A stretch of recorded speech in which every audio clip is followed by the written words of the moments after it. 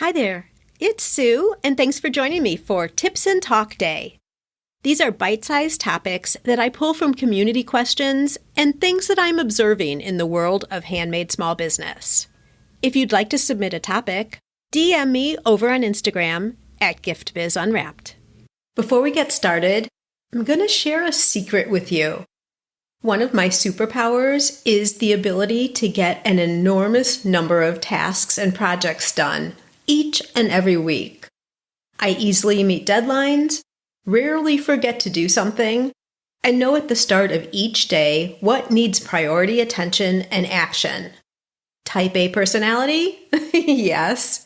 And a follow-through on the Kobe assessment, which should have given me the clue. But it wasn't until people started commenting to me that I realized not everyone naturally knows how to do this. It's the biggest single contributor to the growth I always see in my businesses, without spending hours and hours working either. It's about focus and doing the right things efficiently. Prompted by all the questions on how I do this, I went about finding a way to help you perform at a higher level too. I analyzed my methods and formalized my process, which is one many of my coaching clients now also follow. You can use it too. It's all part of a tool called the Inspired Daily Planner, made specifically for gifters, bakers, crafters, and makers. Make no mistake, this is not your ordinary planner. First off, it comes with a video explaining my productivity strategy. And the physical planner isn't dated, so you can start using it the second it arrives at your doorstep. And that's not all. Included for each day is a motivational or business building tip, and plenty of space to capture and book in time for to-dos, scheduled appointments, and all those ideas that are now getting lost. You can watch the video for free and then get your inspired daily planner at giftbizunwrapped.com/inspired. Negotiating is a valuable skill to have, made stronger when you think and plan for it ahead of time. When you have strategies and pre-thought-out actions in your back pocket, you won't give away the house or feel taken advantage of. Instead, you can lead the conversation, offer options that fit the situation, and stay in control. Cool, confident, and collected.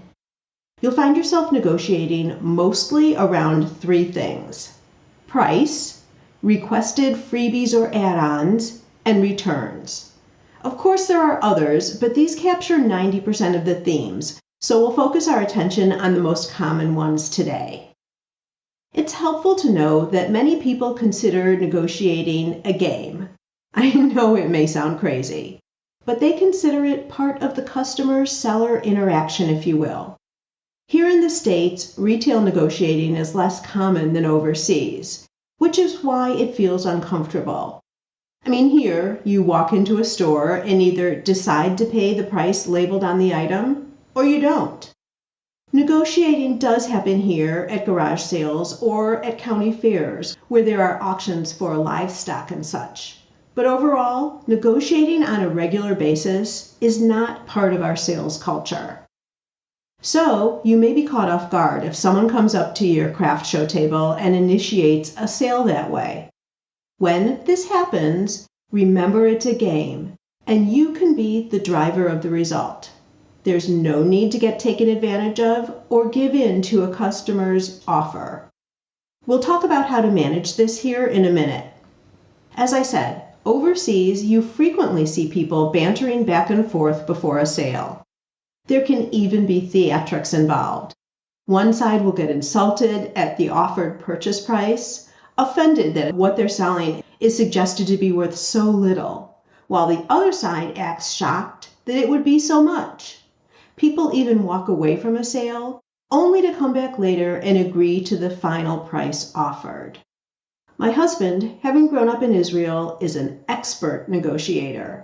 He learned from his mom, observing her purchasing behavior when buying vegetables and meat for the evening meal. Ima was a pro. Michael says the vendors would see her coming and prepare for the lively banter to come. It was all good-natured, and they always parted with an exchange of goods and smiles. So, approach any negotiation with this in mind. It's a game. Another thing, your goal is not for one of you to win and the other to lose. It's for both of you to walk away feeling good about the interaction. Neither side may have gotten all they wanted, but both feel valued and that their needs and input were seen and a mutually beneficial agreement was met. One caveat here. If you're confronted with a belligerent or abusive, leave it or take it type intervention, choose to leave it. From experience, I can tell you that if a relationship starts out that way, it will be that way forever, and that customer will become the bane of your business existence.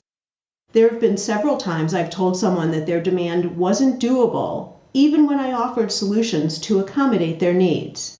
Guess what happened most of the time? They accepted the solution and became a non-combative customer in the future. It's like the old saying, you teach people how to treat you.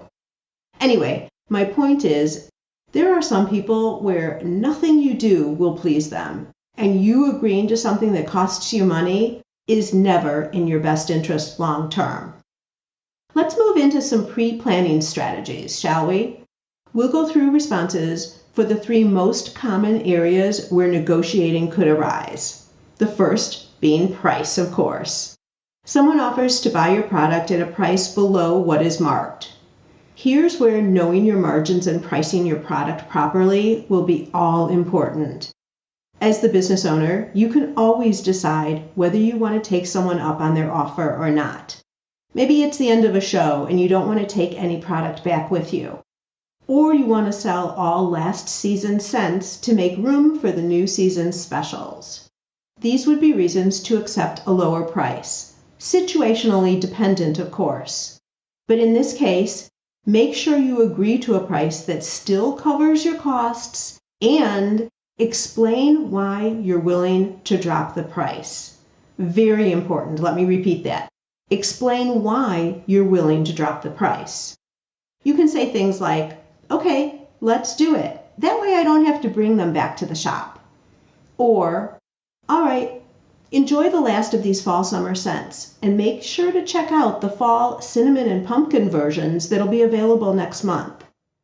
Providing justification for a reduced price doesn't cheapen your product and also doesn't set their expectation that they'll be able to get a lower price next time because they did today. Another strategy for you to use when you're asked for a lower price is offering a discount on multiples. A single bar of soap is $7, and when you buy 3, it's $18. That's almost a 20% discount. Have these options thought through ahead of time and include them on your signage. You'll sell more product overall, and you have an answer for that customer who wants a break in price. A third strategy for the price negotiation. If you plan to stay firm on your pricing, offer them another option to receive your product. A raffle is great for this. You can say, I'm not currently offering lower prices, but why don't you enter the raffle and potentially win a scarf for free? Then, of course, you ask for their name and email so you can reach out to them later and continue the communication, whether they're a winner or not. That's a win for you and an action for them that doesn't feel like a flat-out rejection. Moving on to freebies or add-ons, a second place where you can get into negotiations. What I mean here is when people say they'll buy something, but then want you to include more on top of what they paid for the product for free. Like maybe they'll say, I'll take the scarf, but can you include a pin at no charge? Or, I love this wonderful dog collar, I'll get it. And will you just include customization? Or they'll try and switch out a more expensive version of your product at a lower product's price. Depending on what you sell, think about these possible scenarios and decide on your response accordingly. And don't be afraid to negotiate back. Say, I'll do that for you if you take 2 instead of 1. You can use the second one as a gift. or offer them a chance to get into your exclusive club with first looks at new designs, or give them 2 punches instead of 1 on a loyalty program. Depending on what you sell, again, think through these possible scenarios and decide what a good response for you would be. The third area of negotiation that we'll discuss here is returns. Obviously, if there's a return due to an error on your part, it's your responsibility to make it right at your cost. We're not talking about that here. But if someone wants to exchange a product or return it because they don't want it anymore, have firm rules in place for this. When this is an online transaction, typically businesses will require the customer to pay for sending a product back and pay for shipping again to resend a new product. Also, remember in a delivery situation, you have other costs like time for preparing the order to leave the shop, packing materials, and things like that. That's why you'll sometimes see a shipping and handling fee added to a sale at checkout. Whatever you decide for returns, make sure to explain clearly on your website what the procedures are. You may decide you want to talk to a customer before you initiate a return. You may send them a return label or request a return percentage that is taken off the return credit. There are lots of ways of managing this. If you're addressing a face-to-face return, this is more likely where negotiation could occur. The solutions to these will probably fall into the first 2 scenarios we've already covered. So once you plan your responses, you should be good to go there. In conclusion, keep in mind that some people want to play the negotiation game because they just want to test the system. They want to ensure that they're getting the best possible deal.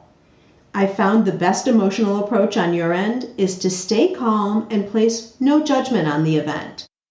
Ways of interacting, just like personalities, come in all shapes and sizes.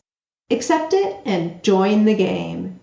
You're getting a chance to interact with a current or potential customer, and you do have the opportunity and ability to walk away from this engagement having left an even better impression than if there had been no negotiation at all.